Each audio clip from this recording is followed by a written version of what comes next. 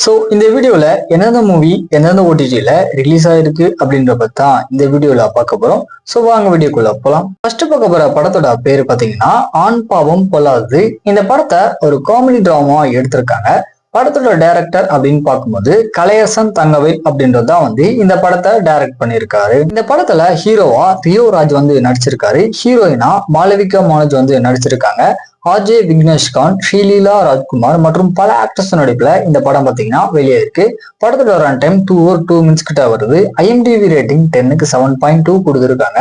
சரி, இப்போ இந்த படத்தை பத்தி என்ன அப்படின்னா, OTT பிளாட்ஃபார்மான ஜியோ ஹாட்ஸ்டார்ல பாத்தீங்கன்னா இந்த படத்தை இப்போ மல்டிபிள் லாங்குவேஜ்ல ஸ்ட்ரீமிங் பண்ணியிருக்காங்க.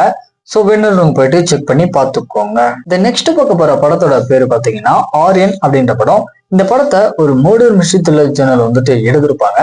டைரக்டர் அப்படின்னு பார்க்கும்போது கே பிரவீன் அப்படின்றதான் இந்த படத்தை டைரக்ட் பண்ணியிருக்காரு. ஆக்டர்ஸ் அப்படின்னு பார்க்கும்போது ஹீரோவா விஷ்ணு விஷால் நடிச்சிருக்காரு.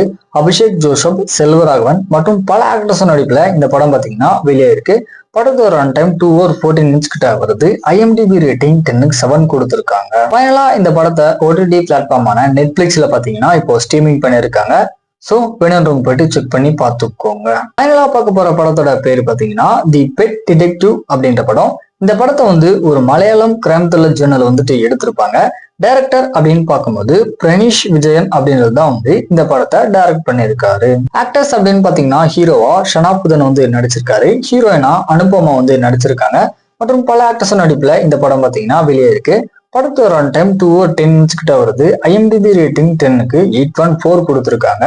இப்போ இந்த படத்தை பாத்தீங்கன்னா ZEE5 OTT ஆப்ல தமிழ் டப்பிங்கோட ஸ்ட்ரீமிங் பண்ணிருக்காங்க. ஸோ வேணும்னு போயிட்டு செக் பண்ணி பார்த்துக்கோங்க. ஸோ இந்த மாதிரி மூவிஸோட அப்டேட் உடனுக்குடனே தெரிஞ்சுக்கணும் அப்படின்னா மறக்காம நம்மளுடைய சேனலை சப்ஸ்கிரைப் பண்ணிக்கோங்க.